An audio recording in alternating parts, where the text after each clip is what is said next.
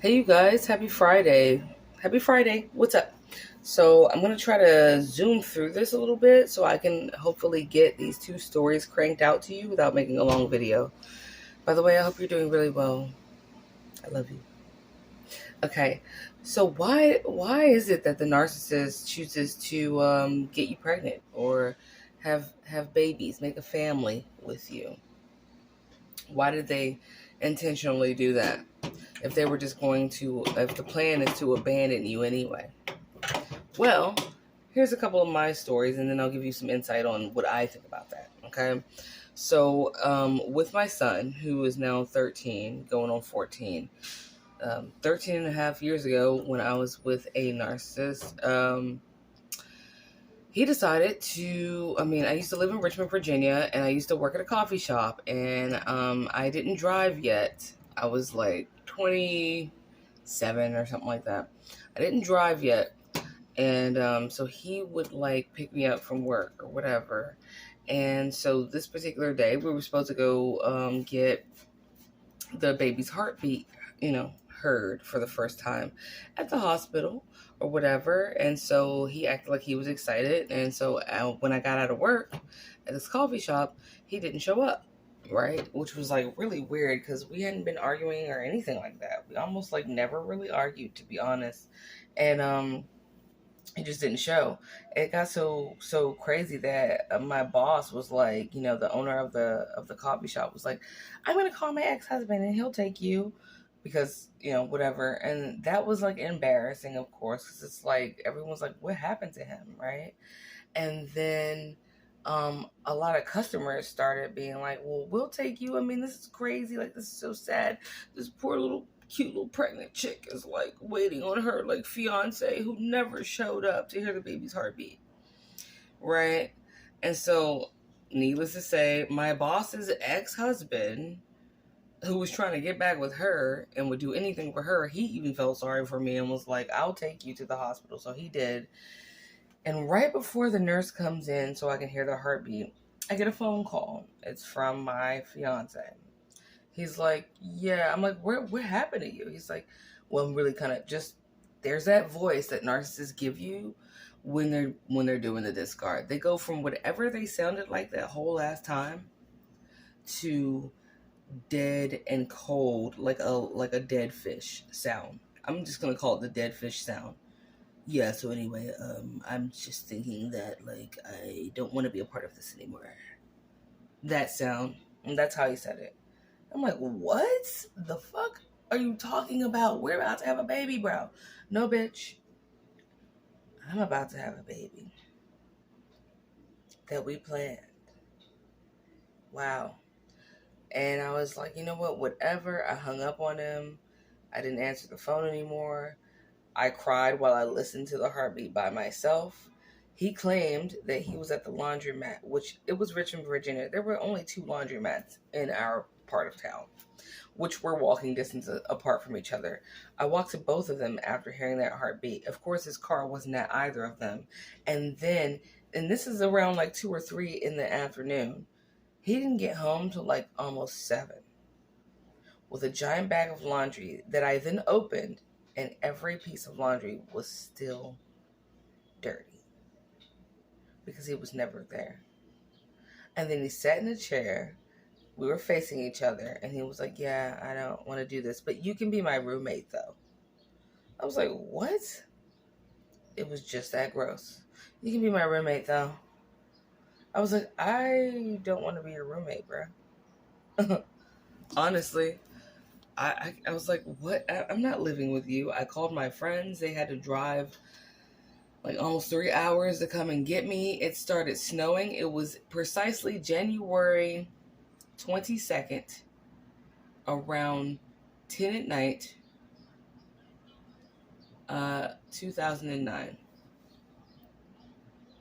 It was so traumatic. I remember the day and time and shit. Right?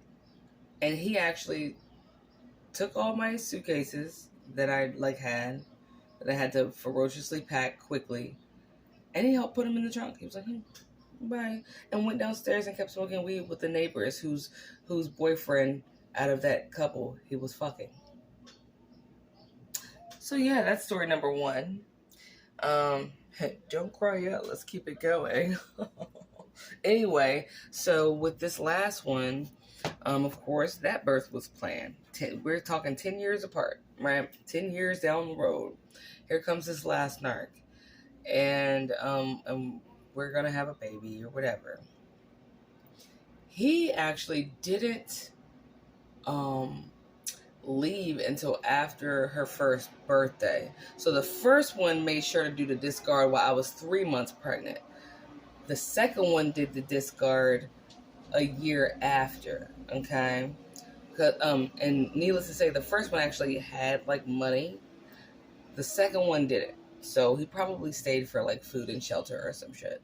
So anyway, and he did the discard, of course, on a holiday, which was Christmas and all that stuff.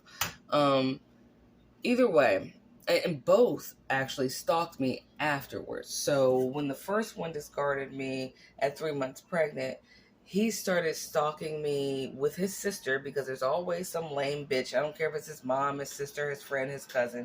It's always some lame female that is like helping them. Or if they are gay as fuck, there's like guys that are in a feminine energy that are helping them. But either way, fuck whether they're gay or not, there's always an actual bitch like helping them. And in the first case, it was his sister stalking me while pregnant, because they need to get you stressed, like as if you're not already heartbroken and stressed. They want to make sure that they linger around to keep that stress up. So maybe you and the baby can just go ahead and die, and they can siphon that energy up out of both of you, you know, for that demonic milkshake that they're trying to blend up, right? So that's what he did. And I ended up moving away, and he couldn't find me, which was because I could at least heal while taking care of our son. So here we go with the second loser. When he ditched out, he then began stalking me 3 days after the discard. And seriously, that was 3 years ago, and it's never stopped. Literally, it never stopped. So why do they do this? Let's break it down. What happens when you're pregnant? Usually you are very emotional. Your emotions are all over the place. So they know that more than likely you want to be with the person that you're having a baby with. So that gives them what? It gives them a little leeway. Like, hey, maybe I can make this bitch like stay with me. Maybe no matter what I do, she'll stay with me. Maybe no matter what happens, she ain't gonna leave, because she's gonna need that help, because she's having our baby. Oh, she's getting fatter. Even though you're not fat, you're pregnant. There's a fucking difference. Oh, she's emotional. Yeah, she's not gonna leave me. Gotti. Right? Ooh, and what else happens? I can do whatever I want. She's going to be very sleepy and overworked because I don't work. And she's going to be very, very hungry and tired a lot. So while she's like passed out being preggers as fuck, I'm going to go out and just fuck a bunch of random people or whatever. Right? Because she's tired. Oh. And then after she has that baby, if they even stick around for that, then I'm going to go ahead and use that time to leave out. She's going to be so into taking care of this child, right?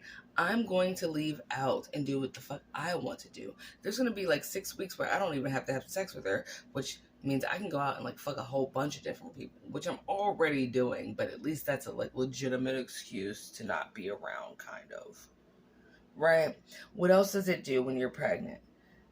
Anybody who's ever been pregnant knows it ruins the fuck out of your body. I don't give a shit if you're like, well, my best friend got pregnant and that bitch stays skinny. Yeah, I bet if that bitch took her shirt off, her stomach is skinny and soggy at the same time, or stretch marky at the same time. Or maybe she looks really good, but have you gone down on that bitch? No, because that's your best friend. Her pussy blown out or some shit. Or it needs to tighten up again. Or, you know, she looks a little haggard because she's a little tired from taking care of the kids by her goddamn self, even though there's a so-called man around.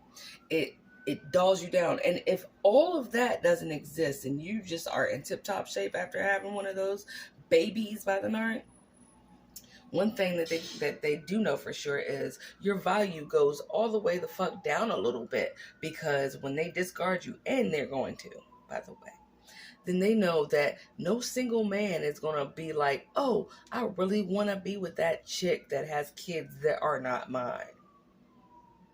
So your chances of really finding a meaningful relationship diminish by at least 50%. And they know that while they're out pretending like they have no kids and that they're totally single, right? Because they're not taking care of anybody. Those new bitches don't know that they have kids, and the bitches that do know and still fuck them, they gross as shit too. Some of them bitches have their own kids that they ain't taking care of that are in the system some damn where because they are a whole bag out here. They're a whole bag of shit chips out here that don't nobody but a narc want to snack on. Right? That's how that shit goes, bro. They want to ruin your body. They want to stress you out and ruin your mind. They want to diminish your chances of getting someone that actually cares about you and your kids, right? And what are the chances? Finding someone that's not ugly. That let's fuck it. This is what I would want. You're not ugly. You can fuck really good. You love God. You aren't a molester. You're not an abusive person in general. You like animals. Shit, you got a job. So you make money. You're not verbally or mentally or emotionally abusive either. All those qualities, are you're loyal. You know what I'm saying? You're not a mama's boy. I mean, that's some hard shit to find in general, but the narc knows it gets a little harder to find when you have kids in tow. Okay? So yeah, they do that. They purposefully try their best to ruin your body, ruin your mind, and make your value go down because you're now a single mom, which seemingly is more expected in society than single dads. Which, if you really looked at it, if you had like that Superman kind of X-ray vision, but if you had an X-ray vision pair of glasses for bullshit, you see that half the niggas that walk by you, bruh, are just pieces of shit that aren't taking care of kids that they have sprinkled about the continent or country or city. They're just walking around faking until they can put it in somebody else and get them pregnant and leave and do the same shit on repeat. Anyway, I hope this helps in some way, shape, or form. But yeah, don't shit. I got my tubes fucking cut out. I was like, no more babies for me, bro. I don't have time. You don't have to be extreme like me, but that's what I did. All right. And I get tested every 6 months for AIDS because I don't trust that piece of shit that I was with. And I will get tested until the end of 10 years. And I suggest you do the same and take care of yourself. Love you guys. Bye. Happy weekend.